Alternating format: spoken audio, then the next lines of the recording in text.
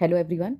So today we are going to start this new chapter, chapter 8, International Trade, of book Fundamentals of Human Geography, class 12th. Now this is the last chapter of this book. So far we have completed the previous 7 chapters. Okay, now this chapter is the last one, so we will finish this book. Okay, so the chapter name is International Trade, and as you all know, what is the meaning of trade? Okay, and international trade is there. That means it is going on all around the world. So we will look at the introduction of it in this chapter.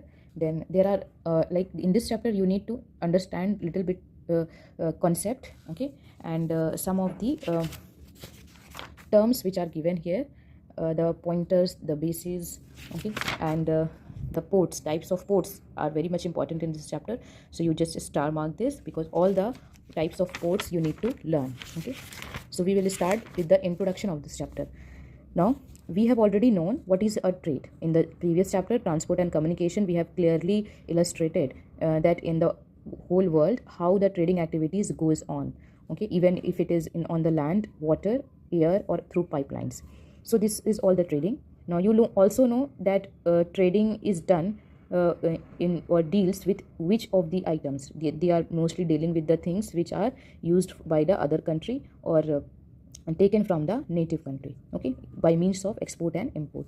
So you know that trade means the voluntary exchange of goods and services. ये तो इतना तो पता चल गया कि क्या कर रहे हैं, goods and services का exchange कर रहे हैं, that is the trading. Two parties are required. Obvious सी बात है कि एक से तो होगी नहीं ट्रेडिंग, दोनों पार्टी मतलब दो, कम से कम दो कंट्री या दो एंटाइटी होनी चाहिए, रीजन होनी चाहिए ट्रेडिंग एक्टिविटीज़ के लिए. कोई भी पर्सन जो है वो एक पर्सन जो सेल कर रहा है और दूसरा पर्सन जो उसको परचेज कर रहा है, ठीक है, खरीद रहा है और बेच रहा है. ठीक है, कुछ प्लेसेस में लोग जो है बार्टर सिस्टम का यूज़ करते हैं. अब मैंने बार्टर सिस्टम आपको प्रीवियसली टॉपिक्स में बताया था कि बार्टर सिस्टम क्या होता है, क्लियरली बताया था कि यहाँ पे करेंसी की वैल्यू नहीं होकर के सामान जो है एक जगह से दूसरी जगह एक्सचेंज हो रहा है, सामान के बदले सामान का एक्सचेंज हो रहा है. ठीक है, कोई भी चीज़ का, ना कि सामान के बदले पैसे का एक्सचेंज हो रहा है. ठीक है, जब वो सामान का एक्सचेंज चल रहा होगा तो वो हो जाता है बार्टर. अभी हम आगे भी पढ़ेंगे. ओके, दोनों चीज़ के लिए मतलब बार्टर सिस्टम में क्या होता है कि दोनों ये ट्रेडिंग करने के लिए दोनों पार्टीज़ का म्यूचुअल बेनिफिट होना काफ़ी ज़रूरी है. ठीक है, जबकि यहाँ पे ऐसी चीज़ें नहीं है. मतलब मनी वाली सिस्टम में कोई भी ऐसा नहीं होता है कि हमें ये मतलब कि ये आइटम चाहिए, इसके बदले आप ये आइटम हमसे ले सकते हो, या गुड्स या थिंग्स जो भी हैं. ठीक है, बार्टर सिस्टम में ऐसा नहीं है. इसको आगे पढ़ेंगे हम. ट्रेड में भी कंडक्टेड एट 2 लेवल्स. दो तरीके से ट्रेडिंग होती है, एक इंटरनेशनल और नेशनल. आपको पता है international between countries and national with in countries. Means with in countries मतलब स्टेट्स और इस डिस्ट्रिक्ट. सो इंटरनेशनल ट्रेड क्या है? गुड्स एंड सर्विसेज का एक्सचेंज होना across the national boundaries with among the countries. Countries को ट्रेडिंग करने की ज़रूरत पड़ती है. ठीक है, अब कमोडिटीज़ को ऑब्टेन करने के लिए, कमोडिटीज़ मतलब गुड्स एंड सर्विसेज, ठीक है, जो कि वो खुद प्रोड्यूस नहीं कर सकते हैं, क्योंकि हर एक कंट्री तो अपने आप में कोई फुलफिल है नहीं.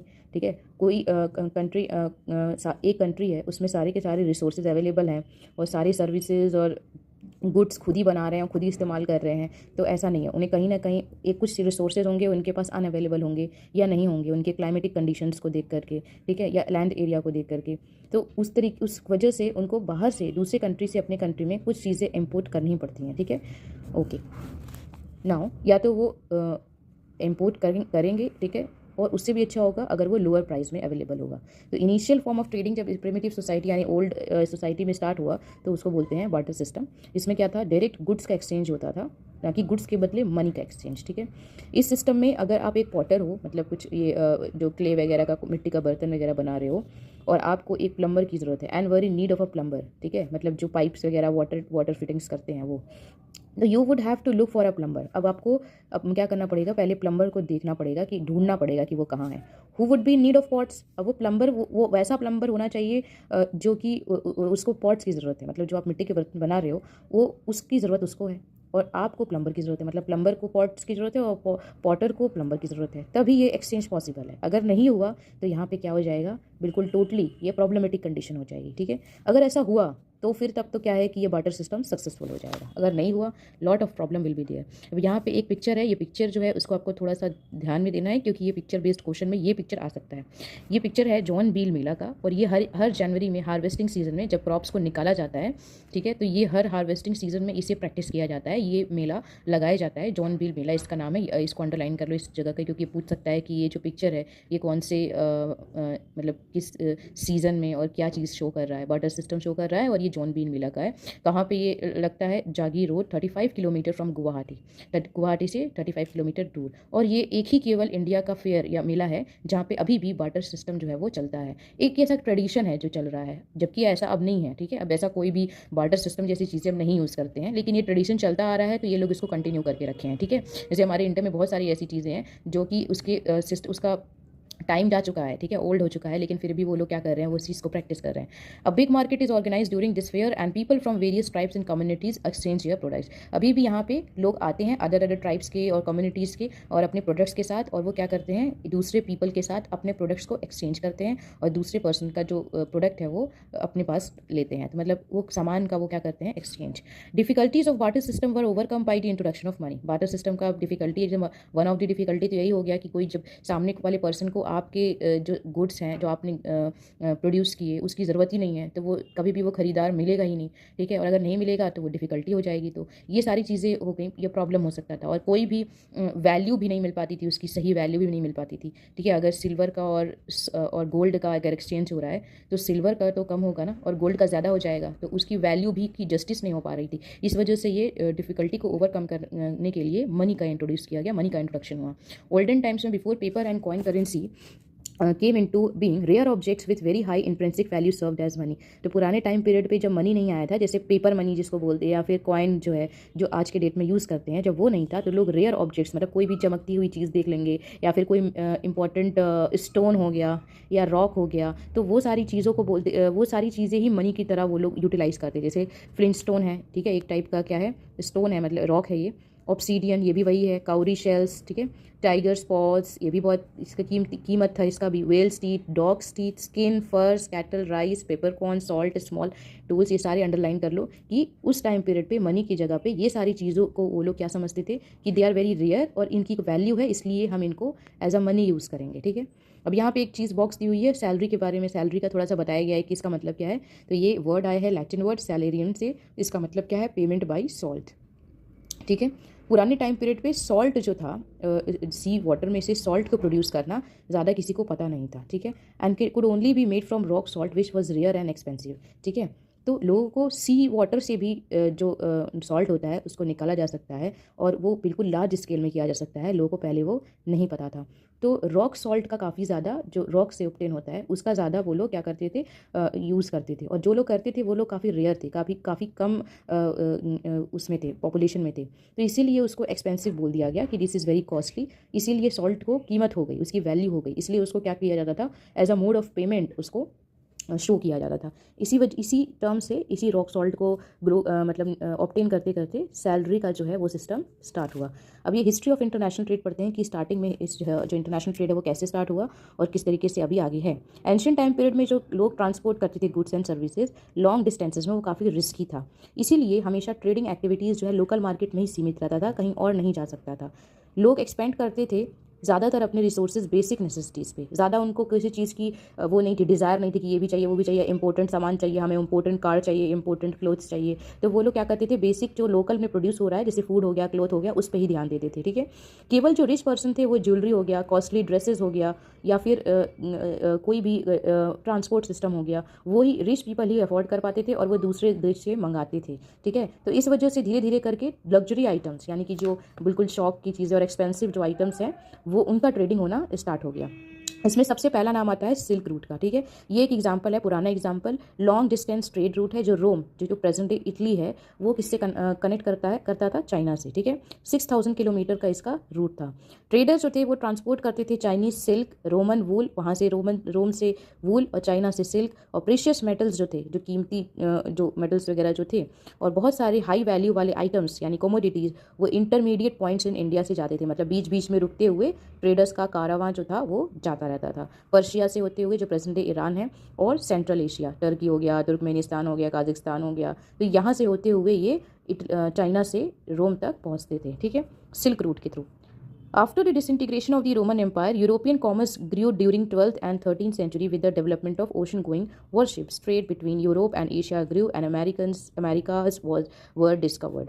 क्या है कि जब रोमन एम्पायर का रूल जो है वो ख़त्म हो गया, तो उस टाइम पे यूरोपियन कॉमर्स जो थे, बाकी सारे जो यूरोप के कंट्रीज़ थे, उनका जो ट्रेडिंग एक्टिविटीज़ है वो काफ़ी बढ़ गया और वो 12th और 13th सेंचुरी में ओशन वगैरह के थ्रू और जो शिप्स वगैरह के थ्रू क्या करते थे, इंडिया तक या एशिया के बाकी सारे कंट्रीज़ तक वो लोग पहुंचते थे। और इसी टाइम पीरियड पे क्योंकि उन्होंने ओशन का काफ़ी अच्छा यूज़ किया तो उन्होंने अलग अलग रास्तों का खोज किया, तो इस वजह से उनको अमेरिका भी इस तरीके से ही जो एक बहुत बड़ा लैंडमार्क था वो डिस्कवर हुआ। ठीक है, 15th century onward the European colonialism began. 15th century से यूरोप का जो कोलोनियलिज्म है यानी कि यूरोप का जो शासन है वो स्टार्ट हुआ और उसमें उसके साथ साथ ट्रेडिंग एक्टिविटीज़ भी आगे बढ़ी जो कि एक्जॉटिक कम्युनिटी से रिलेटेड थी। एक्जॉटिक मतलब कि जो आपको उस जगह पे नहीं मिलती है जहाँ पे आप हो, आपको कहीं और से क्या होगा, इंपोर्ट करना पड़ेगा क्योंकि वहीं पे वो उसकी स्पेशलिटी है, तो एक्जॉटिक हो गई। तो उस तरीके से एक नया फॉर्म ऑफ ट्रेड, एक और टाइप का जो ट्रेड वो लोग करते थे जो यूरोपियंस ने इंट्रोड्यूस किया, वो कौन सा ट्रेड था? Slave trade. स्लेव मतलब क्या होता है? गुलाम।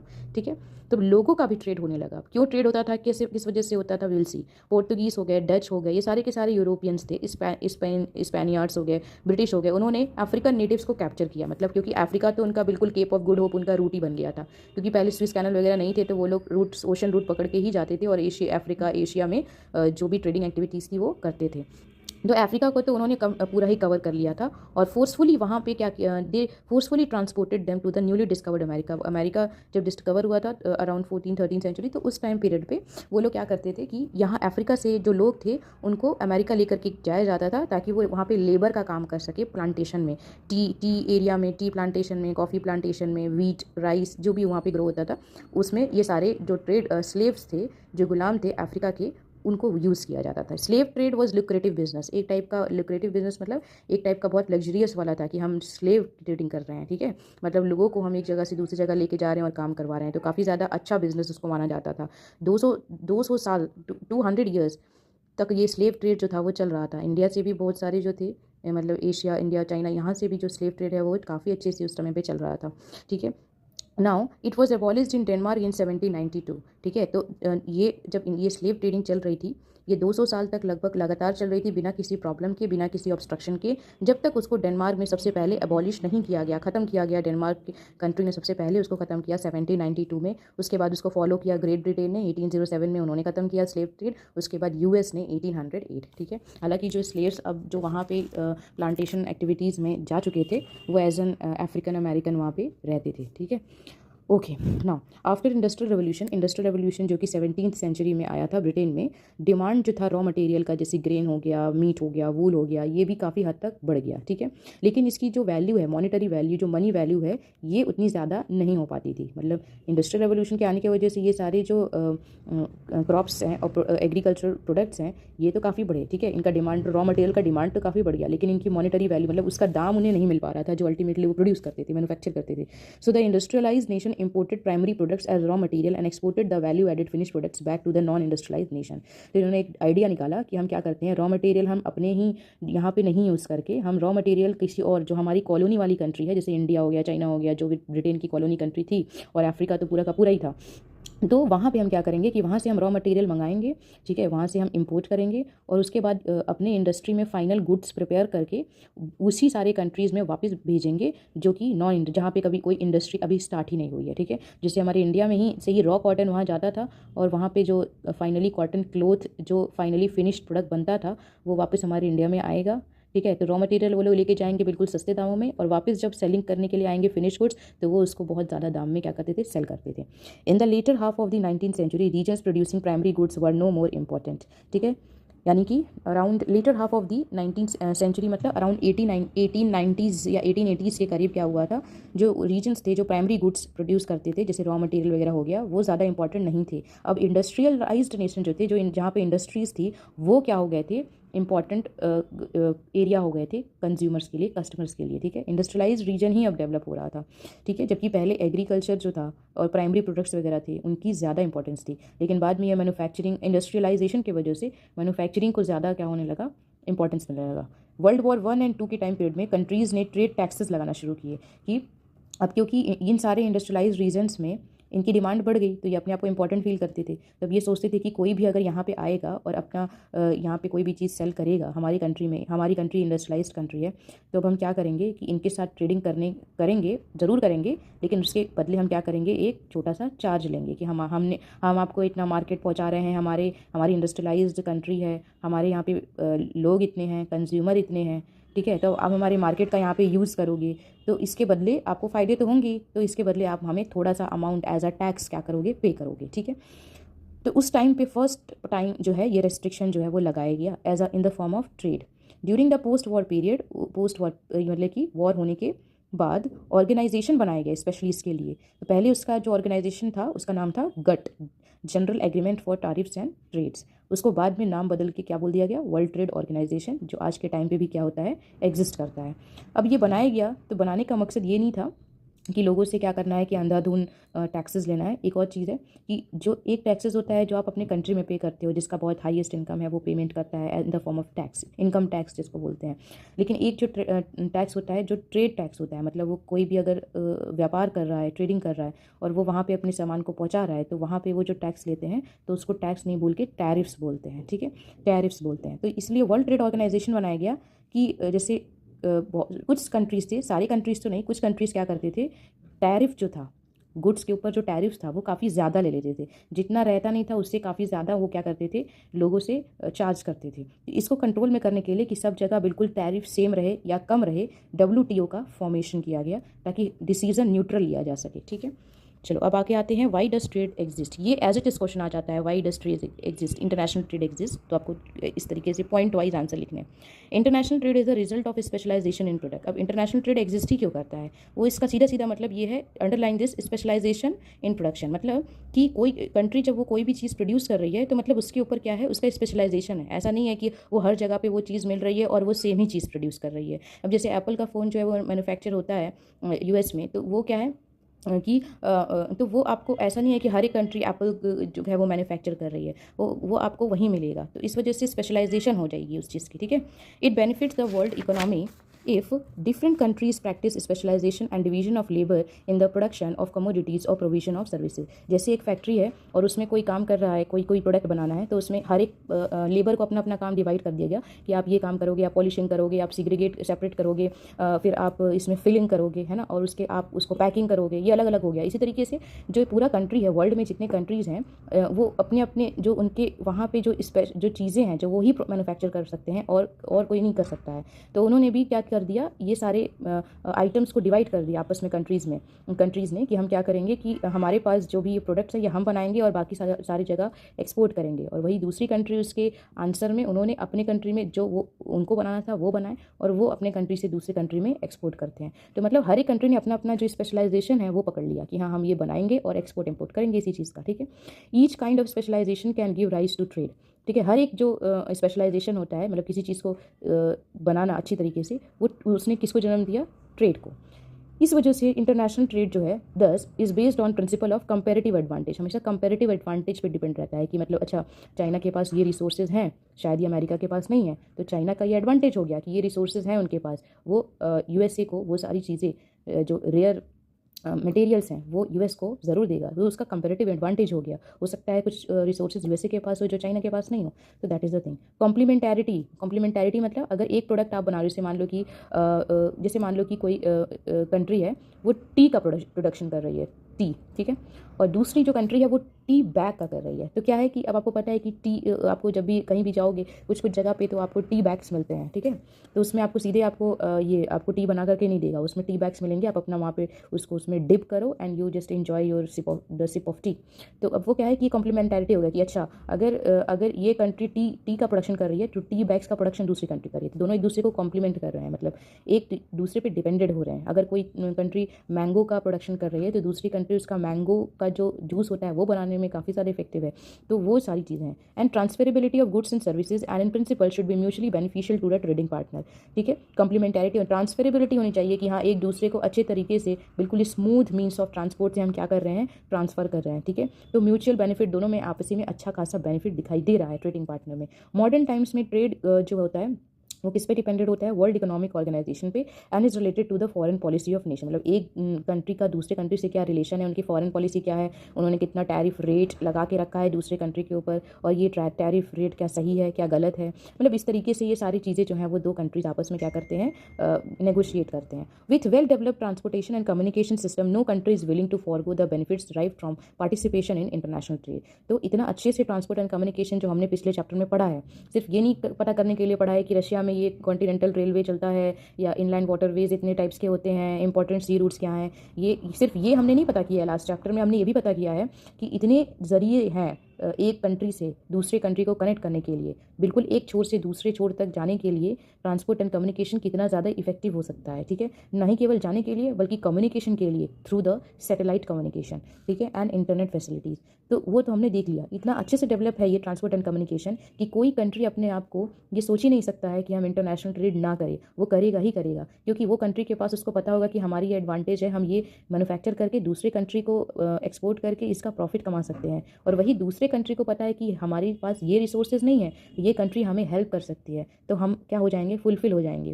तो इसीलिए कोई भी कंट्री अपने आप को जो है कि ये बेनिफिट से अपने आप को नहीं रोकता है कि इंटरनेशनल ट्रेड हम नहीं करेंगे, सारे करते हैं, ठीक है। अब आ जाते हैं एकदम छोटी जो कंट्री है ना, जैसे गिनी हो गया, Guinea country, island country in Africa, very small, you will see वो भी जो है वो कंट्री भी क्या करता है, इंटरनेशनल ट्रेड करता है, ठीक है। Now basis of international trade, अब ये भी डायरेक्टली क्वेश्चन आ जाएगा इस तरीके से कि व्हाट राइट सम बेसिस और what are the basis of international trade. तो आपको पहले पॉइंट्स लिखने हैं, उसके अंदर सब पॉइंट्स जो दिए गए हैं वो, क्योंकि क्वेश्चन इस तरीके से भी आ सकता है कि what are the basis of international trade in terms of national resources, what are the basis of international trade in terms of population factors. तो ये सारी चीज़ें इसके अंडर में जो पॉइंट है you will have to learn, otherwise everything इसमें जो पॉइंट्स जो दिए हैं, वन फर्स्ट पॉइंट, तो ये फर्स्ट लाइन आपको याद होनी चाहिए सबकी, ठीक है। पहला आ जाते हैं, पहला बेसिस क्या है, difference in national resources. Basis of international trade मतलब इंटरनेशनल ट्रेड करने का आधार क्या है, हम लोग क्या क्या चीज़ें देख करके सोचते हैं कि इंटरनेशनल ट्रेड होनी चाहिए। World's natural resources are unevenly distributed, हमें पता है कि नेशनल रिसोर्सेज अगर किसी कंट्री में है तो दूसरे कंट्री में नहीं हो सकते हैं, तो अनइवनली डिस्ट्रीब्यूटेड है क्योंकि सबका अपना अपना फिजिकल स्ट्रक्चर है और इन्वायरमेंट है, क्लाइमेट है, जियोलॉजी है, land and certain relief, slope feature, ये सारी चीज़ें अलग हैं, ठीक है, सॉइल अलग है, क्लाइमेट अलग है। तो ऑब्वियस ही बात है कि नेशनल रिसोर्सेज में डिफरेंसेस आएंगे। किसके बेसिस पे आएंगे, इसके अंदर में वो देखेंगे। पहला geological structure, mineral resources base and topographical differences ensure diversity of crops and animals trees. ये वो देखा जाता है कि ये कौन से टाइप का टोपोग्राफी है, मतलब प्लेन एरिया है क्या, स्लैंटिंग है क्या, प्लेटो है, ये पूरा एरिया प्लेटो से बना है क्या, ये डेजर्ट है, इसमें कौन से क्रॉप्स और कौन से एनिमल्स को रेस किया जा सकता है, इस पर डिपेंड करता है। कौन से मिनरल को निकाला जा सकता है। लो land have greater agriculture potential, obviously बात है प्लेन एरियाज जो हैं वहाँ पे एग्रीकल्चर काफ़ी अच्छे से होगा। माउंटेन एरियाज में ये सब चीज़ें नहीं होंगी तो वो टूरिस्ट अट्रैक्ट करेगा और टूरिज्म उनका सबसे बड़ा अच्छा बिजनेस होगा, ठीक है। उसके बाद सेकंड देखते हैं नेशनल रिसोर्सेज के सेकंड वाले में मिनरल रिसोर्सेज। तो ये मिनरल रिसोर्सेज भी पूरे वर्ल्ड में काफ़ी अनइवन तरीके से डिस्ट्रीब्यूटेड है, हर जगह पे हर मिनरल नहीं मिलता है, ठीक है। जैसे mineral resources provide a basis for industrial development, ये आयरन ओर हो गया, कॉपर हो गया, डायमंड हो गया, सबसे ज़्यादा अफ्रीका में डायमंड, कॉपर, इसकी माइनिंग होती है। तो यू विल फाइंड कि ये जो है ये वहाँ पर काफ़ी ज़्यादा क्वान्टिटी में मिलेंगे, अदर कंट्रीज इनका डिमांड करेंगे, ओके, तो उनकी क्या हो जाएगी, इंपॉर्टेंस बढ़ जाएगी इंटरनेशनल ट्रेड में। सी आ जाते हैं क्लाइमेट। क्लाइमेट का मतलब क्या है कि कौन से टाइप का फ्लोरा फौना, मतलब प्लांट्स एंड एनिमल्स वहाँ पे सर्वाइव कर रहे हैं। क्लाइमेट क्या सपोर्ट कर रहा है, ठीक है, क्या वो इंश्योर कर रहा है कि वहाँ पे वेरियस प्रोडक्ट्स जो हैं वो उनकी डाइवर्सिटी है, बहुत सारी चीज़ें रह सकते हैं। जैसे wool production can take place in cold region, bananas, rubber and cocoa can grow in tropical region. Wool production जो है यानी वूल को प्रोड्यूस उसी क्लाइमेट में किया जा सकता है जो कि कोल्ड क्लाइमेट है। वही बाकी सारे देखो बनानाज, रबर, ये कोकोआ, ये सारी चीज़ें, राइस, ये सारी चीज़ें जो हैं ये ट्रॉपिकल रीजन यानी कि जो हमारा इंडिया का जो रीजन है 0 से लेकर 23.5 डिग्री नॉर्थ, 0 से लेकर 23.5 degree south, that is tropical region. वहाँ पे ये सारे क्रॉप्स को ग्रो किया जा सकता है, वहाँ पे वूल का प्रोडक्शन नहीं होगा। सेकंड बेसिस पे, ये पहला बेसिस था, अब सेकंड बेसिस पे आ जाते हैं और इसके सब पॉइंट्स को देखेंगे। पॉपुलेशन फैक्टर बहुत ज़्यादा डिटरमाइन करता है, कहीं पे कोई नहीं रह रहा है तो वहाँ पे इंटरनेशनल ट्रेड कौन करेगा। तो size, distribution, diversity between countries affect the type and volume of goods traded. पहला है cultural factor. Distinctive forms of art and craft develop in certain cultures which are valued the world over. That is, China produces the finest porcelain and rockets. Carpets of Iran, जैसे कुछ चीज़ें जो होती है ना, items, वो एक country में काफ़ी अच्छे से वहाँ पे आपको दिखाई देगा कि यहाँ पे मैन्युफैक्चर हो रही है, वो उनकी स्पेशलिटी होती है, ठीक है। तो इस वजह से जैसे चाइना हो गया, वो सबसे अच्छा पोर्सलिन जो प्लेट्स वगैरह जो देखते हो, यूटेंसिल्स वगैरह होता है, उसको गिराओगे ज़मीन तो वो टूटेगा नहीं, बहुत हार्ड होता है, तो उसके लिए वो फेमस है, वहाँ पे होता है। कारपेट्स, ईरान का कारपेट जो होता है वो काफ़ी ज़्यादा फेमस है, वो वहीं पे मिलेगा और कहीं नहीं मिलेगा। नदर्न अफ्रीका जो है वो लेदर वर्क के लिए फेमस है। इंडोनेशिया है वो बटिक क्लोथ, एक टाइप का क्लोथ है जो हैंडीक्राफ्ट हैंड के द्वारा बनाया जाता है, that is very very famous. वो आप पूरे वर्ल्ड में कहीं भी चले जाओगे वो चीज़ नहीं मिलेगी। तो ये कल्चरल फैक्टर पे भी डिपेंड करता है इंटरनेशनल ट्रेड। अब रेयर चीज़ें सबको चाहिए होती है, क्योंकि क्या होता है कि कभी भी आप देखोगे कि मतलब कोई भी कॉमन चीज़ें होती हैं तो वो तो जनरल पब्लिक के लिए है, ठीक है, मतलब जब जो भी नॉर्मल पॉपुलेशन है। लेकिन जो रिच क्लासेस होते हैं, ठीक है, या फिर above average income earning people होते हैं, वो लोग ये सारी चीज़ों का शौक भी रखते हैं कि हमें ये चीज़ खरीदनी है या ये हैंडमेड है ना। तो वो उसकी उसकी इंटरनेशनल ट्रेड तो तभी हो पाएगी जब आप इंडोनेशिया से उसके बटिक क्लोथ के लिए ऑर्डर करोगे, इंटरनेशनल ट्रेड करोगे, ठीक है। साइज़ ऑफ पॉपुलेशन पे डिपेंड करता है। अगर काफ़ी ज़्यादा पॉपुलेशन है तो ऑब्वियस सी बात है कि internal trade have large volume of internal trade but little external trade, because most of the agriculture and industrial production is consumed in the local market. अब ये देखो क्या है, साइज़ ऑफ पॉपुलेशन में क्या होता है कि जहाँ पे बहुत काफ़ी ज़्यादा पॉपुलेशन है वहाँ पे डिमांड होगी, ओके, लेकिन जो इंटरनल ट्रेड है, मतलब कि जो अंदर में जो ट्रेडिंग हो रही है, मतलब जो कंट्री प्रोड्यूस कर रहा है उसका जो प्रोडक्शन होगा वो क्या होगा, काफ़ी ज़्यादा होगा। मतलब अगर मान लो इंडिया, यहाँ पे पॉपुलेशन काफ़ी ज़्यादा है, तो यहाँ पे कोई भी एग्रीकल्चर या मशीनरी प्रोडक्ट जब बनेंगे, ठीक है, तो वो या प्रोड्यूस होंगे, तो उसमें क्या होगा कि इंडिया की पॉपुलेशन इतनी ज़्यादा है कि इनकी ही इतनी ज़्यादा डिमांड हो जाएगी कि एक्सटर्नल ट्रेड करना मुश्किल हो जाएगा। जैसे इंडिया में शुगर प्रोडक्शन काफ़ी ज़्यादा होता है, ठीक है, Brazil next to Brazil, it is second number to Brazil. But problem क्या है कि इंडिया की पॉपुलेशन इतनी है कि वो इतना ज़्यादा एक्सपोर्ट नहीं कर सकता है, क्योंकि इंडिया ही के लोग ही उसको कंज्यूम कर लेंगे वो सारी चीज़ें, मतलब जो भी शुगर प्रोडक्शन वो कर रहे हैं वो इतना क्वान्टिटी उनके लिए काफ़ी है। तो वो एक्सटर्नल ट्रेड, तो इसीलिए एक्सटर्नल ट्रेड जो होता है वो कम रहता है एक्चुअली में, क्योंकि वहीं के लोग उसको ज़्यादा क्या कर रहे हैं, यूटिलाइज कर रहे हैं। Standard of living of the population determines the demand for better quality imported products, because with low standard of living only a few people can afford to buy costly imported goods. तो इस पर भी depend करता है कि उनका standard of living क्या है। अगर कोई भी एक जगह जो है, एक कंट्री है, तो वो काफ़ी ज़्यादा वो है, रिच है, और वहाँ पे लोग जो रह रहे हैं वो अपना एक क्वालिटी मेंटेन कर रहे हैं, तो वो ज़्यादा से ज़्यादा इंपॉर्टेंट प्रोडक्ट्स का क्या करेंगे, यूज़ करेंगे, ठीक है, कि हाँ इंपॉर्टेंट प्रोडक्ट्स भी आने चाहिए for better quality, okay, because with low standard of living, क्योंकि अगर किसी भी कंट्री का अगर लो स्टैंडर्ड ऑफ लिविंग होगा, मतलब ज़्यादा से ज़्यादा लोग लो अर्निंग पीपल हैं, कम इनकम कर रहे हैं, तो वो सारी चीज़ें इंपोर्टेड प्रोडक्ट्स जो है वो नहीं खरीद पाएंगे, क्योंकि वो अफोर्ड ही नहीं कर पाएंगे, ठीक है। तो ये भी डिपेंड करता है कि वो पॉपुलेशन तो है उस जगह पे, लेकिन पॉपुलेशन किस टाइप की है, क्या वो चीप प्रोडक्ट खरीदने के लायक है, कैपेसिटी है उनकी, या फिर वो हाई कॉस्ट प्रोडक्ट भी खरीद सकते हैं या इंपॉर्टेंट प्रोडक्ट भी खरीद सकते हैं ज़्यादा दाम में। तो ये भी डिपेंड करता है पॉपुलेशन में, साइज ऑफ पॉपुलेशन। अब आ जाते हैं third, stage of economic development. तो पहला हमने देखा सेकंड, अब ये है थर्ड। थर्ड में कोई सब टाइप नहीं है, इसको एज इट इज पढ़ना है। Different stages of economic development of countries, nature of items traded undergo changes. जिस हिसाब से अलग अलग तरीके से इकोनॉमिक डेवलपमेंट होता है कंट्रीज़ के बीच में, तो ट्रेडिंग एक्टिविटीज़ में भी काफ़ी चेंजेस आते हैं। जैसे एग्रीकल्चरली इंपॉर्टेंट कंट्रीज, जो केवल वो कंट्रीज जो एग्रीकल्चर के लिए काफ़ी ज़्यादा फेमस है, agro products are exchange for manufactured goods, तो वो क्या करेंगे, वो उसी इकोनॉमिक डेवलपमेंट को ध्यान में रखेंगे, और वो क्या करेंगे कि अपने एग्रीकल्चर को ही एग्रो प्रोडक्ट्स को ही वो एक्सचेंज करेंगे, एक्सपोर्ट करेंगे, उसके बदले वो मैन्युफैक्चर्ड गुड्स को लेंगे, यानी इंपोर्ट करेंगे। वेयर एज इंडस्ट्रियलाइज नेशन क्या करेगा, जस्ट उसका उल्टा करेगा, एक्सपोर्ट करेगा मशीनरी प्रोडक्ट्स वगैरह, फिनिश प्रोडक्ट्स, और इंपोर्ट क्या करेगा, एग्रो प्रोडक्ट, फूड ग्रेन हो गया या रॉ मटेरियल होगा। अब आ जाते हैं फोर्थ पॉइंट पे, एक्सटेंट ऑफ फॉरेन इन्वेस्टमेंट, कितना फॉरेन इन्वेस्टमेंट कर रहे हो। फॉरेन इन्वेस्टमेंट मतलब दूसरे कंपनीज़ में या दूसरे कंट्रीज़ में जा करके क्या करना, बिजनेस और ट्रेडिंग एक्टिविटीज सेटअप करना। Foreign investment can boost trade in developing countries, in developing countries में फॉरेन इन्वेस्टमेंट काफ़ी ज़्यादा अच्छा साबित हो सकता है, which lack in capital required for development of mining, oil drilling, heavy engineering, lumbering and plantation agriculture. जो वो इतने पैसे खर्च नहीं कर सकते हैं कि हम माइनिंग करवाए, ऑयल ड्रिलिंग करवाए, हैवी इंजीनियरिंग कराए, क्योंकि यहाँ पे ये सारी चीज़ें ओपन करने के लिए और ये इस टाइप की मॉडर्नाइज्ड इंडस्ट्री लाने के लिए पैसे स्प्लर्ज होंगे, ठीक है। तो इस वजह से क्या है कि उनके पास इतने सारे क्या कैपिटल यानी मनी नहीं होंगे कि वो ये सारी चीज़ें का डेवलप कर पाए। By developing such capital intensive industries in developing countries, तो वो इनवाइट करेंगे बाहर से कंट्रीज़ को कि आपके पास ये माइनिंग और हैवी इंजीनियरिंग वाली इंडस्ट्री है, वो आप अपने कंट्री में आपने सेटअप किया है, अब एक काम करो, हमारे पास इतने कैपिटल नहीं है कि हम उस तरीके का क्वालिटी वगैरह ला पाएंगे, तो इसलिए आप क्या करेंगे, हमारी इंडिया में आकर के या कोई भी डेवलपिंग कंट्री में आकर के वो क्या करे, सेटअप करे अपना जो भी इंडस्ट्रीज़ है।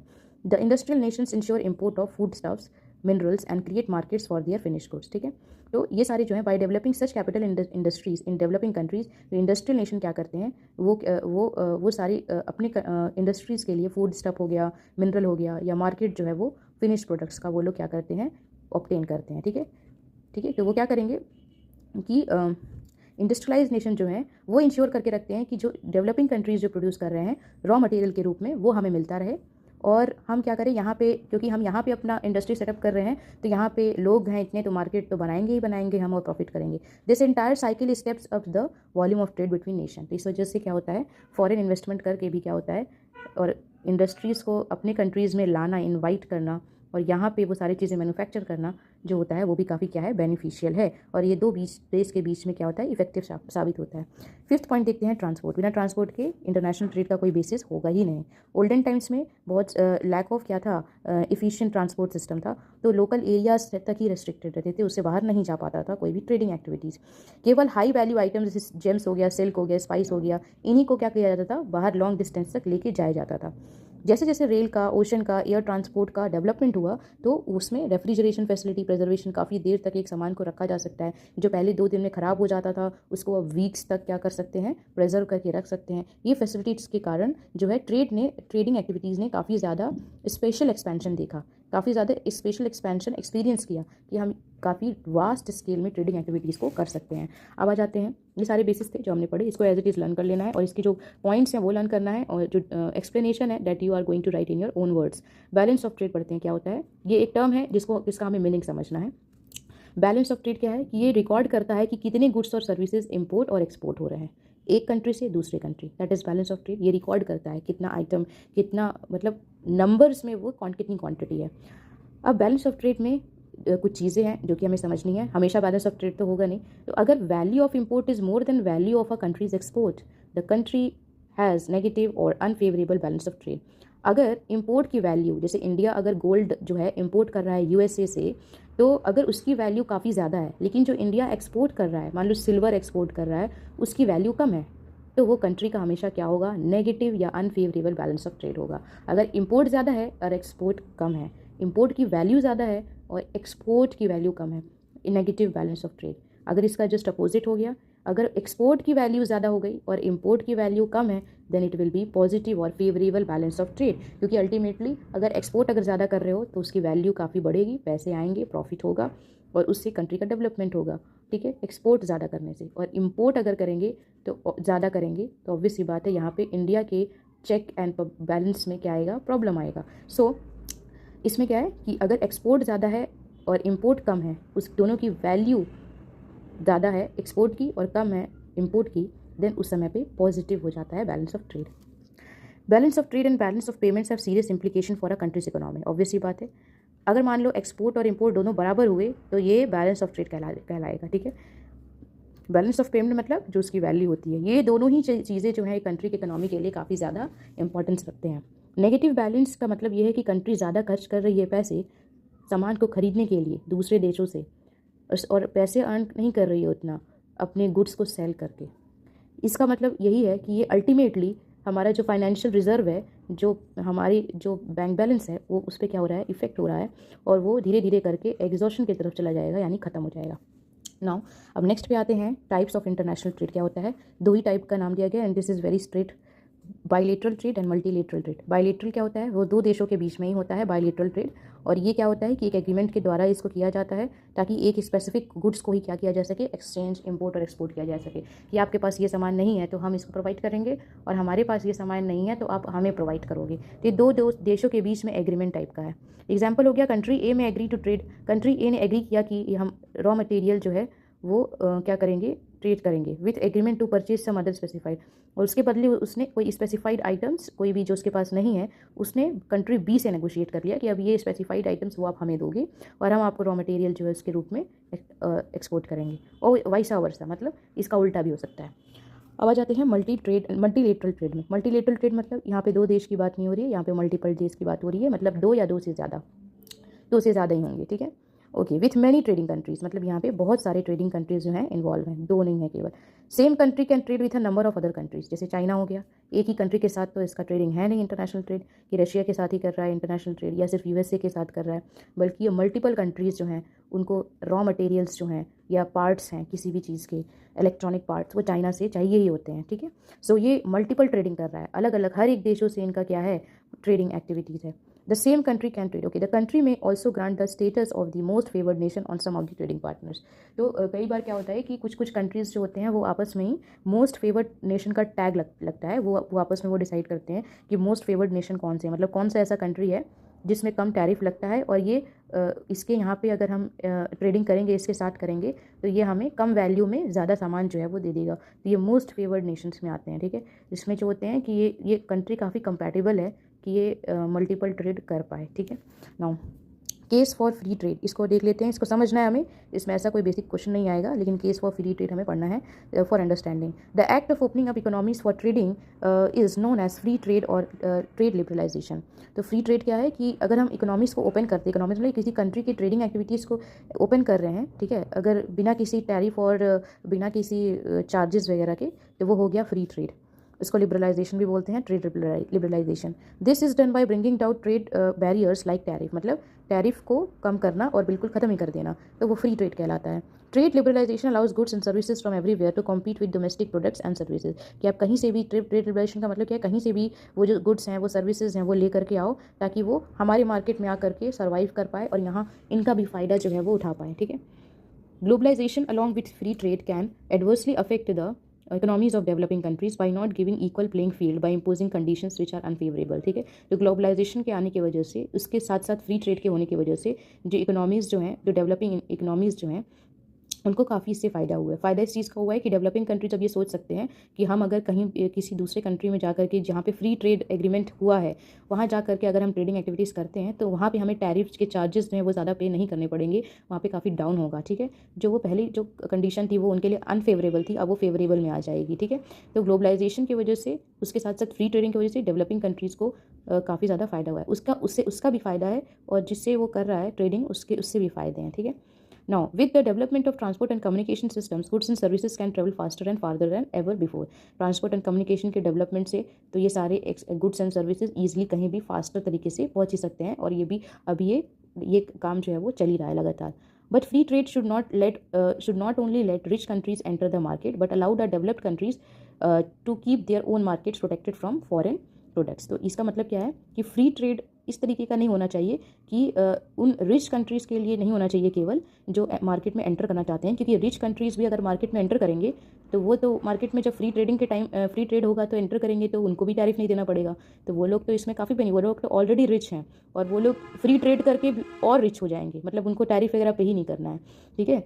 तो ये जो फ्री ट्रेड है, इसमें ये केवल नहीं होना चाहिए कि रिच कंट्री भी इसमें मार्केट में एंटर कर रहे हैं, बल्कि ये भी अलाउ करना चाहिए डेवलपिंग कंट्रीज़ को कि अपने ओन मार्केट को फॉरेन प्रोडक्ट से वो क्या करे, बचा के रखे, मतलब अपनी कंट्री में भी वो ना ला पाए, मतलब कोई भी जो दूसरा कंट्री जो है, जैसे फॉर एग्जांपल कि एक रिच कंट्री है यूएस, ठीक है, और एक डेवलपिंग कंट्रीज हम देख सकते हैं इंडोनेशिया को, ठीक है।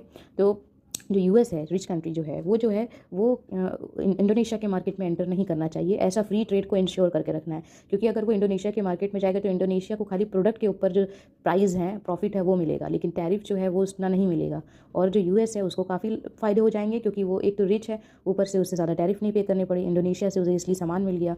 तो ये तो होना ही चाहिए कि फ्री ट्रेड ऐसा ना करे, बल्कि ये भी होना चाहिए कि जो रिच कंट्रीज़ हैं वो अपने कंट्री में फॉरेन प्रोडक्ट्स को एंटर ही ना करने दे। अब देखो, अगर वो नहीं करेंगे एंटर, तो इंडोनेशिया तो फ्री ट्रेड कर रहा है, तो यूएस जा करके अगर उनके मार्केट में जा करके एंटर करेगा, तो उनको टैरिफ कम पे करने पड़ेंगे या नहीं पे करने पड़ेंगे फ्री ट्रेड के टाइम पे। अगर वही चीज़ अगर इंडोनेशिया चाहेगा कि हम किसी रिच कंट्री में जा करके अपने प्रोडक्ट को सेल करें, तो यूएस तो फ्री ट्रेड में काम नहीं कर रहा है, वो तो टैरिफ लगाएगा ही लगाएगा, तो वो इंडोनेशिया को उससे कोई फ़ायदा नहीं होगा, क्योंकि यूएस में फ्री ट्रेडिंग नहीं चल रही है, ठीक है।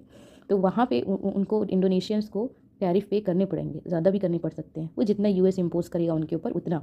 तो इस वजह से ये दोनों कंडीशन होनी चाहिए कि रिच कंट्री को उनके मार्केट में एंटर नहीं करना है, जो फ्री ट्रेड, जहाँ पे फ्री ट्रेडिंग चल रही है, और ना ही दूसरे जो फ्री ट्रेडिंग कंट्रीज़ हैं उनको अपने मार्केट में एंटर करने देना है, क्योंकि इससे क्या होगा, अल्टीमेटली केवल रिच कंट्री और रिच ही बनेगा, ठीक है, और जो डेवलपिंग और अंडर डेवलप्ड है वो वहीं रहेंगे, तो इस वजह से बैलेंस नहीं हो पाएगा। Now countries also need to be cautious about dumped goods, एक तरीके का ये है कॉन्सेप्ट है डम्प्ड गुड्स। ये क्या है, as along with free trade dumped goods of cheaper prices can harm the domestic producers.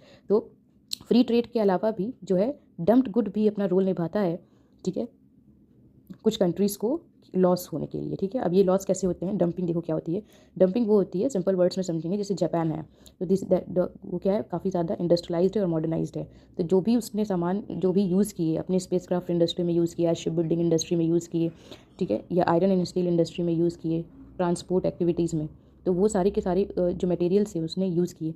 और उसके बाद जो उसके स्पेयर पार्ट्स हैं जो कि अनवांटेड हैं, वेस्ट हैं, जो यूज़फुल है वो तो वैल्यूएबल है, वो तो उसने अपने फैक्ट्री में यूज़ कर लिए, इंडस्ट्री में, लेकिन जो अनवांटेड हैं, स्पेयर पार्ट्स हैं, वो क्या करेगा, वो जो ओशन सी रूट है उसके थ्रू क्या करेंगे, वो कोस्टल एरियाज जो डेवलपिंग कंट्रीज़ हैं वहाँ पे जा कर के डंप कर देंगे, just like throwing garbage on the dustbin, ठीक है। तो उस तरीके से वो क्या करेंगे, डंप कर देंगे कोस्टल एरियाज़ में।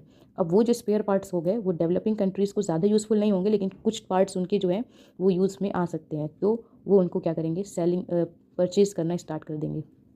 So this is practice of selling a commodity in two countries at a price that differs for reasons not related to cost is called dumping। इससे उनको फ़ायदा नहीं हो रहा है, जापान को फ़ायदा नहीं हो रहा है कि वो ये सारे स्पेयर पार्ट्स को सेल करके और कहीं से प्रॉफिट उनको अर्न करना है। They are just doing because they want to clean their country, वो अपने कंट्री को क्लीन करना चाहते हैं। इस वजह से ये जो डंपिंग गुड्स हैं ये सारे डेवलपिंग कंट्रीज़ की तरफ क्या करते हैं, वो लोग एक्सपोर्ट करते हैं या भेज देते हैं, सिंपली कि जो उनका जो कंट्री है वो बिल्कुल सेफ़ एंड सिक्योर है, एंड बाकी जो डेवलपिंग कंट्रीज़ हैं उससे उनको फ़ायदा हो चाहे ना हो, लेकिन उन तक ये सारे पार्ट्स जो हैं, जो डम्प्ड गुड्स हैं, वो पहुंच गए हैं, ठीक है। Now even if they can purchase at a very cheaper price also, so they are agree to it, but उनको कोई ऐसा नहीं है कि उनको प्रॉफिट चाहिए उनसे। Next come to the topic world trade organization. Okay, so world trade organization, इसका जो प्रीवियस नेम था वो क्या है, GATT, ठीक है, general agreement on for tariffs and trade. तो सबसे पहले जब स्टार्ट हुआ 1948 में, सो इसका नाम यही था, GATT, to liberalize the world from high custom tariffs and various other types of restrictions, ठीक है। तो जो भी इंडस्ट्रियलाइज नेशंस थे उन्होंने जब भी ये काम किया कि टैरिफ्स जो हैं वो काफ़ी ज़्यादा होने चाहिए, तो उस वजह से उसको कंट्रोल में करने के लिए या रिड्यूस करने के लिए टैरिफ्स को ये ऑर्गेनाइजेशन जो है ये सेटअप किया गया, ठीक है। Was formed by some countries, कुछ कंट्रीज़ ने इसे सेटअप किया। 1994 में it was decided by the member countries to set up a permanent institution for looking after promotion of free and fair trade among nations. मतलब फ्री एंड फेयर ट्रेड मतलब सबको neutral होना चाहिए, इस ट्रेडिंग ये जो टैरिफ्स हैं ये इस तरीके से इक्वेबल डिस्ट्रीब्यूशन हो इसका, ना कि अनइवन तरीके से हो, ठीक है। तो 1994 में इसको एक परमानेंट इंस्टीट्यूशन बनाने का क्या किया गया, डिसीजन लिया गया, ठीक है। And GATT was transformed into WTO and the date and year was 1 January 1995। 1994 में डिसाइड किया गया, लेकिन क्वेश्चन पूछेगा when it was establish, so you will write 1 January 1995, यहाँ से ये ऑर्गेनाइजेशन का काम स्टार्ट हुआ। This is the only international organization dealing with global rules of trade between nation, ठीक है। एक ही अलोन है ये ऑर्गेनाइजेशन जो कि क्या करता है, ट्रेडिंग, एक्सपोर्ट एंड इम्पोर्ट को क्या करता है, डील करता है इस चीज़ों से। Sets the rule for the global trading system and resolve disputes between its member nation. कोई भी अगर इन किसी भी मेंबर नेशंस जो हैं इनके बीच में अगर कोई डिस्प्यूट हो गया या कोई प्रॉब्लम कंडीशंस आ गए या टैरिफ से रिलेटेड कोई भी प्रॉब्लम्स हैं तो वो सॉल्व करेगा, ठीक है। That is the work of WTO। Also covers trade in services such as telecommunication and banking.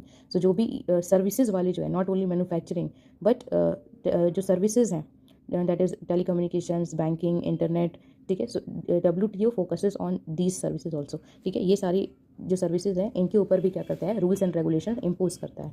WTO has however criticize and opposed by those who are worried about effect of free trade and economic globalization, ठीक है। तो इस WTO से बहुत सारे लोग को क्या है, प्रॉब्लम भी है, क्योंकि अपने अभी जस्ट प्रीवियसली पढ़ा कि जो फ्री ट्रेड है, फ्री ट्रेड जो इकोनॉमीज़ हैं वो क्या, उनको ये प्रॉब्लम ये होती है कि अगर फ्री ट्रेडिंग अगर हम कर रहे हैं अपनी कंट्री में तो हमें इसका कोई प्रॉफिट नहीं हो रहा है। So why WTO is doing that, वो क्यों ऐसा कर रहा है कि फ्री ट्रेडिंग होनी चाहिए, ठीक है। तो वो क्यों नहीं ऐसा कर रहा है कि हमें उसके लिए चार्जेस लेने हैं या टैरिफ्स लेने हैं, ठीक है। तो इस वजह से बहुत सारे लोग, बहुत सारी कंट्रीज़ जो हैं वो क्या करते हैं, क्रिटिसाइज़ करते हैं कि free trade should not be there. Okay, it is argued that free trade does not make ordinary people's life more prosperous. Free trading में क्या होगा कि हमें तो कोई उसके प्रॉफिट मिल नहीं रहा है, only we are getting the price of the products that we are exporting but not getting the tariff, the appropriate tariff of that we are doing the free trading. तो उसमें जो नॉर्मल पीपल हैं तो उनकी क्या prosperity हो रही है, ठीक है। It is actually widening the gulf between rich and poor by making rich countries more rich. जिसमें यही बताया जा रहा है कि रिच कंट्रीज़ को और रिच किया जा रहा है, ठीक है, इस फ्री ट्रेड, क्योंकि फ्री ट्रेड जो है वो काफ़ी सारे डेवलपिंग कंट्रीज़ में भी क्या हुआ है, लागू हुआ है, जिस वजह से डेवलपिंग कंट्रीज़ जो डेवलप्ड होने के कंडीशन में है, so they are lacking behind because they are doing the free trading, ठीक है। And rich countries are becoming more rich in this. So this is because the influential nations in the WTO focus on their own commercial interest, ठीक है। तो जो WTO nation के जो जो members हैं उसमें जो इन्फ्लुएंशियल नेशंस हैं, इन्फ्लुएंशियल नेशंस मतलब for example USA is one among them. So recently we have seen also the influence of it. The whole world is the countries which are there, they are obeying the tariff rates जो भी USA impose कर रहा है आज के date में tariff countries के ऊपर। सो वो कंट्रीज़ उनको नेगोशिएट कर रहे हैं, एक्सेप्ट कर रहे हैं, ठीक है, और वो उनको एमिकेबली उससे इंटरेस्ट ले रहे हैं, ये सारी चीज़ों को डील करने के लिए रेडी हैं, वो डिनाई नहीं कर रहे हैं, ठीक है। तो ये सारी कंट्रीज़ का इन्फ्लुएंस होता है, इस वजह से WTO को ये सारे एक्शंस जो है वो लेने पड़ते हैं। Moreover many developed countries have not fully open their market to products from developing countries. बहुत सारी डेवलप्ड कंट्रीज़ हैं जो कि डेवलपिंग कंट्रीज़ को अलाउ ही नहीं करते हैं अपने मार्केट में एंटर करने के लिए। It is also argued that issues of health, workers right, child labour, environment are ignored. ये सारी चीज़ें भी जो हैं वो इग्नोर की जाती हैं जो लोगों के राइट्स से रिलेटेड है। हेल्थ हो गए, जैसे वर्कर राइट्स मतलब number of hours of work, कितने घंटे काम करें, सैलरी वगैरह से रिलेटेड, ठीक है, चाइल्ड लेबर, एनवायरनमेंट, ये सब चीज़ों को भी इग्नोर किया गया है, जबकि WTO इस पर भी काम कर सकता है, but they are not doing, ठीक है। डू यू नो में ये क्वेश्चन 1 मार्क का question is there, it can come as MCQ और 1 मार्क। सो हेडक्वार्टर जो है जेनेवा स्विट्ज़रलैंड में है, याद रखना है। 164 कंट्रीज इसके मेंबर्स हैं, दिसंबर 2016 का डेटा है ये, ठीक है। इंडिया इसका क्या है, फाउंडर मेंबर है, ठीक है। Now come to the next topic, regional trade blocks. Regional trade blocks क्या होते हैं, ये WTO that is organization, regional trade blocks, this is another some cluster of countries, ठीक है। Regional trade blocks have come up in order to encourage trade between countries with geographical proximity, similarity and complementarities in trading items and to curb restriction on trade of the developing world, ठीक है।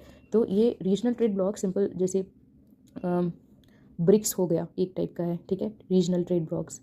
Then Quad हो गया, that can be there.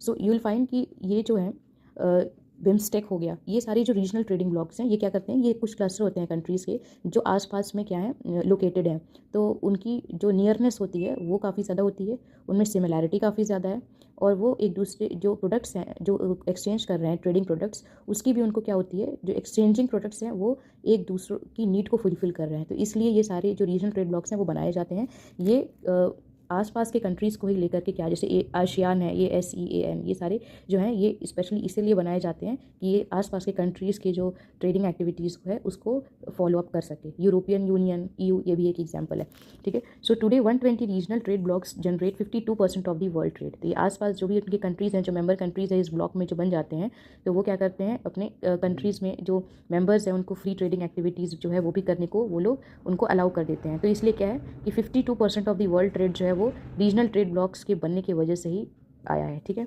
Now these trading blocks developed as a response to failure of the global organizations to speed up intra regional trade. तो ये जो WTO है ना, अगर एक कंट्री अगर अपना सोच करके चले तो उतना ज़्यादा उनको क्या होंगे, उतने ज़्यादा उनके प्रॉफिट नहीं होंगे और वो अपने कंट्री के इकोनॉमिक डेवलपमेंट के बारे में नहीं सोच पाएंगे। लेकिन रीजनल ट्रेड ब्लॉक्स जब आए हैं तो उसकी वजह से कंट्रीज अपना क्लस्टर बना लिया है, तो ये सारे ऑर्गेनाइजेशन जो उनके अकॉर्डिंग काम नहीं कर पा रहे हैं, अब इन रीजनल ट्रेड ब्लॉक्स के थ्रू ये क्या है पॉसिबल है, ठीक है।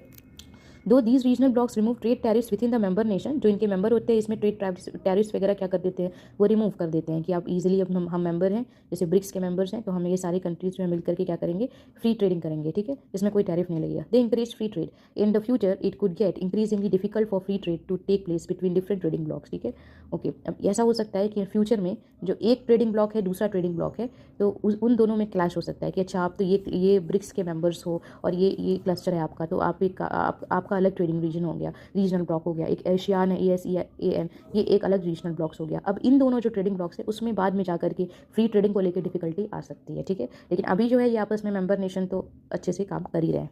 अब आ जाते हैं concerns related to international trade की। इसमें अब इंटरनेशनल ट्रेड को लेकर के हम क्या सोच सकते हैं कि आगे इसका फ्यूचर क्या है, या कोई प्रॉब्लम्स है, या कोई भी जो भी चीज़ है, इतने सारे ऑर्गेनाइजेशन बन गए, ठीक है। Now, is there any concern regarding it? Yes, there is.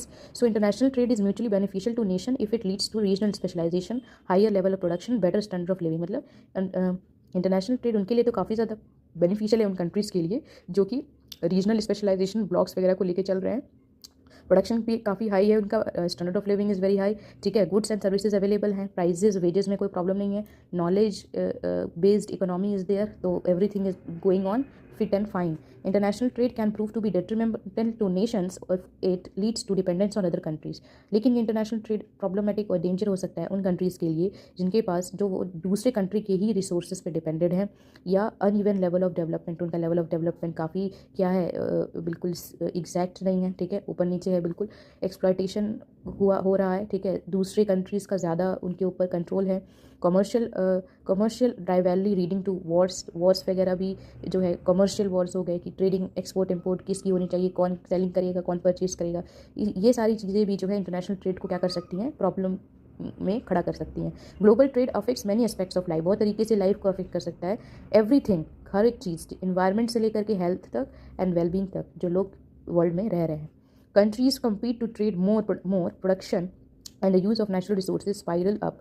Okay, जैसे जैसे कंट्रीज़ क्या कर रहे हैं, ट्रेडिंग के लिए कम्पीट कर रहे हैं, प्रोडक्शन और उनका यूज़ जो हो रहा है नेचुरल रिसोर्सेज का, वो भी काफ़ी तेज़ी से बढ़ रहा है, रिसोर्सेज भी काफ़ी जल्दी से मतलब फास्टर तरीके से यूज्ड अप हो रहे हैं, जिस वजह से ऑब्वियस ही बात है कि रिसोर्सेज जितने जितने स्पीड से रिन्यू नहीं हो रहे हैं, उतने का उससे डबल स्पीड से वो रिप्लेनिश हो रहे हैं, रिमूव हो रहे हैं, तो it will be burden on the resources also. As a result marine life is also depleting fast, marine life जो है वो भी, क्योंकि aquatic animals and organisms are also involved in that. The forests are being cut down, river basins sold off to private drinking water companies, ठीक है। तो ये सारी चीज़ों के होने की वजह से भी क्या है, इंटरनेशनल ट्रेड पे इम्पैक्ट पड़ रहा है। मल्टीनेशनल कंपनीज, एमएनसीज जो होती है, trading in oil, gas, mining, pharmaceuticals and agri business keep expanding their operations at all cost, creating more pollution. ये सारी जो कंपनीज है, जो मैंने नाम लिया, ऑयल हो गया, माइनिंग हो गया, फार्मास्यूटिकल मेडिसिन से रिलेटेड है, एग्री बिजनेस, एग्रीकल्चर को लेकर के बिजनेस, ठीक है, जो एग्रीकल्चर के क्रॉप्स के ऊपर होता है, ये सारे लोग अपना बिजनेस एक्सपैंड कर रहे हैं बिल्कुल इनफाइनाइट तरीके से, ठीक है, जिससे कि पॉल्यूशन काफ़ी ज़्यादा होगा ही होगा और हो भी रहा है। Their mode of work does not follow the norms of sustainable development, जो भी इनका काम करने का तरीका होता है वो सस्टेनेबल डेवलपमेंट बिल्कुल ही नहीं होता है, ठीक है। Now if organization, sustainable development क्या है कि कोई भी जो भी रिसोर्सेज है उसको आप प्रेजेंट टाइम में इस तरीके से यूज़ कर रहे हो कि वो फ्यूचर में भी क्या रहे, बचा रहे, ठीक है, यूज़ करने लायक रहे, बट वो चीज़ नहीं हो रही है, sustainable development is not there. Organization are geared only towards profit making, खाली ऑर्गेनाइजेशन, इंडस्ट्रीज, फैक्ट्रीज, ये सारे अंधाधुंध तरीके से प्रॉफिट मेकिंग की तरफ ज़्यादा भाग रहे हैं किसी भी कॉस्ट में। And environmental and making environmental and health concerns are not address, ये सारी चीज़ें के ऊपर ध्यान दिया नहीं जा रहा है कि इन्वायरमेंट इज गेटिंग प्रोटेक्टेड और नॉट, इन्वायरमेंट के ऊपर कोई इफेक्ट पड़ेगा कि नहीं लोगों के हेल्थ के ऊपर, then it would lead to serious implication in the future. Obvious बात है कि ये करने से फ्यूचर में प्रॉब्लम आएंगी and this will be going to impact the international trade also. Now next topic is gateways of international trade. अब international trade का गेटवे किसको बोलते हैं, कि मतलब जहाँ से इंटरनेशनल ट्रेड का रास्ता खुलता है, ports are very very important, ports, ठीक है। So the chief gateway of the world of international trade are the harbours and ports. Harbour मैंने बताया लास्ट क्लास में, जो पोर्ट्स जो होते हैं जो कोस्टल एरिया में लोकेटेड है, और हार्बर जो है वो पोर्ट्स के जस्ट अपोजिट साइड या नियर बाई एरियाज़ में क्या होते हैं, लोकेटेड होते हैं, जहाँ this is like a godown only, जहाँ पे सामान की क्या होती है, लोडिंग एंड अनलोडिंग होती है, ठीक है, और वो इंटीरियर जो कंट्री है वहाँ तक पहुँचाया जाता है जो सामान इम्पोर्ट होकर आया है, और वहाँ से जो सामान एक्सपोर्ट होना है वो वहाँ पे वो चीज़ें रखी होती हैं, that is harbours. Cargoes and travellers pass from one part of the world to another through these ports. जो ट्रैवलर होते हैं, या कार्गो मतलब जो सामान होते हैं, वो इसी सारे रास्ते पोर्ट्स वगैरह से होते हुए जाते हैं। Ports provide facilities of docking, ठीक है, मतलब वहाँ पे रुक रहे हैं वहाँ पे, ठीक है, लोडिंग अनलोडिंग करना, या स्टोरेज फैसिलिटीज़ फॉर कार्गो, मतलब सामान का स्टोरेज फैसिलिटीज़ प्रोवाइड करना, ये पोर्ट्स का काम है। ये सारी फैसिलिटीज़ को प्रोवाइड करने के लिए पोर्ट अथॉरिटीज़ क्या करती है, अरेंजमेंट करती है फॉर मेंटेनिंग नेविजेबल चैनल्स, ठीक है, कि वो ईजिली वो फ्लो कर सके, वो जो एरिया है पोर्ट का एरिया, ठीक है। Arranging tugs and barges and providing labour and managerial services, मतलब वहाँ पे काम करने के लिए पोर्ट्स के और ठीक तरीके से चलने के लिए ये सारी चीज़ों का अरेंजमेंट जो है वो पोर्ट अथॉरिटीज़ प्रोवाइड करती है। Importance of a port is judged by the size of cargo and the number of ships handle. किसी भी पोर्ट का इंपॉर्टेंस तभी समझ में आता है जब हमें पता होता है कि अच्छा ये पोर्ट में काफ़ी ज़्यादा सामान जो है वो आते हैं और वो काफ़ी ज़्यादा शिप्स को हैंडल करता है आने में और जाने में। Quantity of cargo handled by a port is an indicator of level of development of its hinterland, ठीक है। तो क्या है कि जो भी कोई जो क्वांटिटीज़ हैं, जो सामान की जो क्वांटिटीज़ हैं, वो अगर कोई पोर्ट हैंडल करता है तो वो उसका लेवल ऑफ डेवलपमेंट बताता है, ठीक है। ऑफ इट्स हिंटरलैंड मतलब जो वहाँ पे जो जगह है, जो एरिया है, ठीक है, कोई भी डिस्ट्रिक्ट हो सकता है, तो वो सारे जो जगह है उनका लेवल ऑफ डेवलपमेंट बताता है, ठीक है, कि वो कितना, वो पोर्ट कितना कार्गो हैंडल कर रहा है। Now we come to the next types of port, this is the last topic. तो इसमें क्या है कि आपको सारे के सारे पोर्ट्स जो हैं वो लर्न करने अलॉन्ग विद द एग्जांपल, जिसमें what are the types of ports according to the types of traffic handled, what are the types of ports on the basis of location, types of ports on the basis of specialised function, ठीक है। So these are there, so we will learn this one also. Industrial port पहले देख लेते हैं, जो कि cargo handle, type of traffic which they handle, सबसे ज़्यादा जो ट्रैफिक हैंडल करते हैं कौन कौन से टाइप के पोर्ट्स हैं वो according to the cargo handle, ठीक है। नाउ इंडस्ट्रियल पोर्ट, ये क्या करते हैं, इंडस्ट्रियल पोर्ट के नाम से ही पता चल रहा है कि ये क्या है, इंडस्ट्रियल के जो प्रोडक्ट्स हैं उसको सप्लाई करने में काम आते हैं, जैसे ये कार्गो लाइक ग्रेन, शुगर और oil, chemicals and similar materials. Commercial ports, commercial means only that is for profit making, and these ports handle general cargo, packaged products and manufactured goods. ना ही केवल एग्रीकल्चर वाले products बल्कि package product, manufacture products भी क्या करते हैं, ये handle करते हैं कमर्शियल पोर्ट। ये पोर्ट्स जो होते हैं वो पैसेंजर ट्रैफिक भी हैंडल करते हैं, जो कि जैसे अगर लोगों को भी आना जाना है वहाँ से, सो दे हैंडल, मतलब industrial port only deals with the items and commercial ports deal with the passengers as well as products. Third आ जाता है कार्गो हैंडल में कॉम्प्रहेंसिव पोर्ट, मतलब ये बिल्कुल क्या होता है, बहुत डाइवर्सिफाइड पोर्ट्स होते हैं। ये पोर्ट्स हैंडल करते हैं बल्क, काफ़ी ज़्यादा क्वांटिटी में आइटम्स, कार्गो मटेरियल्स, और सबसे ज़्यादा जो वर्ल्ड के ग्रेट पोर्ट्स जो होते हैं उनको कॉम्प्रहेंसिव पोर्ट्स ही होते हैं, ठीक है। मतलब ये all types of things they can handle along with agriculture, along with passengers, along with bulky heavy items, ये सारी चीज़ें ये हैंडल करते हैं। टाइप्स ऑफ पोर्ट्स लोकेशन के अकॉर्डिंग कौन कौन से हैं, इनलैंड पोर्ट्स हैं, आउट पोर्ट्स हैं। इनलैंड पोर्ट्स देखो क्या है, located away from the sea coast, sea coast के बिल्कुल दूर में इसको बनाया जाता है, मतलब अगर एरिया है सी कोस्टल एरिया तो यहाँ से काफ़ी दूर होगा ये। They are link to sea through a river और अ चैनल, ठीक है, सी के थ्रू ये जुड़े हुए हैं, ठीक है, रिवर के ज़रिए या कैनाल के ज़रिए, जैसे हमने कल पढ़ा था ट्रांसपोर्ट एंड कम्युनिकेशन में, ठीक है। जो कोलोगने हैं, जो राइन वाटर वे में होते हुए जाता है, जो कोलोगने हैं वहाँ तक क्या कर रहा है, जो शिप्स है वहाँ तक वो रुक सकते हैं, ठीक है। तो ये लिंक होते हैं चैनल के through. Such ports are accessible to flat bottom ships और बार्चेस, ठीक है। शिप्स और barges are same thing only, they are just like the ship, the barges, okay. For example Manchester is linked with a canal, Memphis is located on the river Mississippi, मतलब ये सारे क्या है, ये जो प्लेसेस हैं वो कौन कौन से रिवर से कनेक्टेड हैं ये बता रहा है, ठीक है। Rhine has several ports like Mannheim and Duisburg and Kolkata is located on the river Hooghly, a branch of the river Ganga, ठीक है। तो ये सारे पोर्ट्स हैं जो सी कोस्ट में नहीं है, मतलब बिल्कुल किनारे पे नहीं है, थोड़ा अंदर में है, ठीक है। तो ये मैनचेस्टर हो गया एग्जाम्पल, मेम्फिस हो गया, जैसे ये कोस्टल एरिया है तो ये यहाँ पे नहीं रहेंगे बिल्कुल कोने पे, बल्कि ये रिवर है, कोई अगर जा रहा होगा उस कंट्री से तो वो उसके थोड़ा सा यहाँ पे लोकेटेड होंगे, वो पोर्ट्स होते हैं इनलैंड पोर्ट्स, ठीक है, वो किनारे पे लोकेटेड नहीं होंगे। आउटपोर्ट्स क्या होते हैं, these are deep water ports build away from the actual ports, these serve the parent ports by receiving those ships which are unable to approach them due to their large size.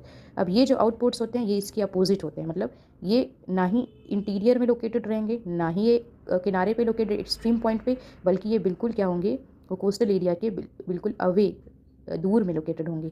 अब ये क्या करेंगे कि अगर कोई भी ship जो है वो यहाँ आकर के स्टॉप हो रहा है, लार्ज शिप है वो और अंदर नहीं जा पाएगा क्योंकि उतना एरिया स्पेस नहीं है, तो यहाँ पे छोटे छोटे शिप्स जो हैं, जो ये अवे वाला आउटपोर्ट्स जो संभाल रहा है वो जो छोटे शिप्स हैं वो फर्दर उसको ले करके आगे जाएगा, ठीक है, ओके। ये रिसीव करते हैं पेरेंट पोर्ट्स को जो वहाँ तक नहीं पहुँच सकते हैं कोस्टल एरिया तक, तो वो यहीं पे लोकेटेड हो जाएंगे and then they will be transported by the small ships, ठीक है। Classic combination for example is Athens and its outport Piraeus in Greece, ठीक है।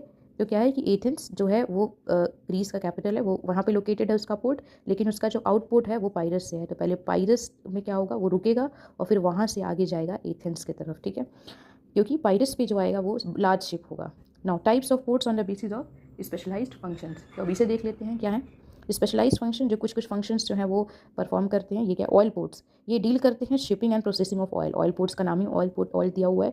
Some of these are tanker ports and some are refinery ports, मतलब वहाँ पे जैसे crude oil है तो उसको पेट्रोलियम में कन्वर्ट करने का भी काम वहाँ पे होता है वो पोर्ट्स में। Maracaibo in Venezuela, example learn करने आपको, एशकिरा, दो या तीन, Tripoli tanker ports, Abadan of the Gulf of Persia is a refinery port, ठीक है। नेक्स्ट पोर्ट्स ऑफ कॉल, ये क्या है, पोर्ट्स ऑफ कॉल, कॉल देखो कैसे याद रखना है आपको, पोर्ट्स ऑफ कॉल कौन से होते हैं, जो कॉलिंग कर रहे हैं, मतलब यू कम क्या, ये like they are calling, how they are calling. Ports which originally developed as calling points on main routes where ships used to anchor for refueling, watering and taking food items. मतलब जो ships हैं वो जा रहे हैं अपने बहुत अच्छे तरीके से, वो जा रहे हैं कि हमें क्या करना है, हमें तो इंडिया से निकलना है, इंडिया की कोलकाता सी पोर्ट से जाना है और हमें ऑस्ट्रेलिया तक जाना है, ठीक है, हम जाएंगे। बीच में एक पोर्ट आ गया जो उन लोगों को बोल रहा है कि रुको रुको, उनको कॉलिंग किया और बोला यहाँ पे आप क्या करो, थोड़ी देर के लिए यहाँ पे रुको। अब यहाँ पे आप रुक करके अपनी रिफ्यूलिंग करा लो, वाटरिंग मतलब साफ़ सफाई कर लो, फूड आइटम्स ले लो, यहाँ से भी कुछ ले लो और फिर आगे अपने जर्नी को कंटिन्यू करो। इनको बोलते हैं ports of call. Later on they developed into commercial port. अब ये ऐसे स्पॉट बन चुके हैं कि वहाँ पे हर एक शिप आकर के रुकेगा ही रुकेगा और वहाँ पे ये सारे काम को कंप्लीट करके आगे बढ़ेगा। एडन हो गया, होनोलुलु हो गया, कल ही पढ़ा था होनोलुलु के बारे में, and Singapore are good examples, याद रखना है। पैकेट स्टेशंस क्या है? These are also known as ferry ports, इन्हें फेरी पोर्ट्स भी बोलते हैं। These packet station are exclusively concern with the transportation of passengers and mail across water bodies covering short distances. These stations occur in pairs located in such a way that they face each other across the water bodies, that is Dover in England and Calais in France across the English Channel. ठीक है, तो packet station क्या होते हैं कि अगर एक country है जो कि इस तरफ लोकेटेड है और यहाँ पे ओशन है या सी है, दूसरी कंट्री का कोस्टल एरिया जो यहाँ पे लोकेटेड है, अब ये शॉर्ट डिस्टेंस है इन दोनों के बीच में और ये जो यहाँ से शिप है वो निकल के इधर आएगा और ये जो शिप है वो इधर जाएगा, तो मतलब ये इनका पेयर ऑफ जो शिप्स है वो टू एंड फ्रो करते रहते हैं। तो ये दोनों कोस्टल एरिया जो है या कंट्रीज़ हैं एक दूसरे को फेस कर रहे हैं, ठीक है। तो ये जो होते हैं ये ज़्यादातर पैसेंजर या अगर कोई मेल हो गया वाटर बॉडीज शॉर्ट डिस्टेंस को कवर करना तो उसका काम करते हैं पैकेट स्टेशन, ठीक है। ये जो होते हैं ये पेयर्स में लोकेटेड होते हैं और एक दूसरे को जो एरिया होता है इनका फेस कर रहा होता है एक दूसरे को, ठीक है। और इसके एग्जांपल दिए हैं Dover in England and Kallis in France, ठीक है। दोनों के दोनों पोर्ट के नाम है, डोवर इंग्लैंड में और कैलिस फ्रांस में है। तो ये दोनों पोर्ट्स के नाम है और इंग्लिश चैनल इनके बीच से गुजरती हुई जाती है और ये दोनों एक दूसरे को फेस कर रहे होते हैं, ठीक है, France and England. Okay, entrepot port, if you look at the map so you will find that कैसे फेस कर रहे हैं और क्या हो रहा है, ठीक है। So if you look at the world maps we see this is England and this is Paris France, ठीक है। तो इनके बीच में से क्या है, इनके बीच में एक गैपिंग है जो कि इंग्लिश चैनल वाली गैपिंग है, ठीक है। तो अब क्या होता है कि जो इंग्लैंड है वहाँ पे डोवर पोर्ट है और जो फ्रांस है यहाँ पे कैलिस पोर्ट है। तो ये दोनों का बीच में इंग्लिश चैनल है, वेरी शॉर्ट डिस्टेंस है और काफ़ी जो पैसेंजर वगैरह हैं वही टू एंड फ्रो यहाँ पे करते रहते हैं, ठीक है। मेनली फूड आइटम्स जो हैं वो एक्सचेंज होते हैं।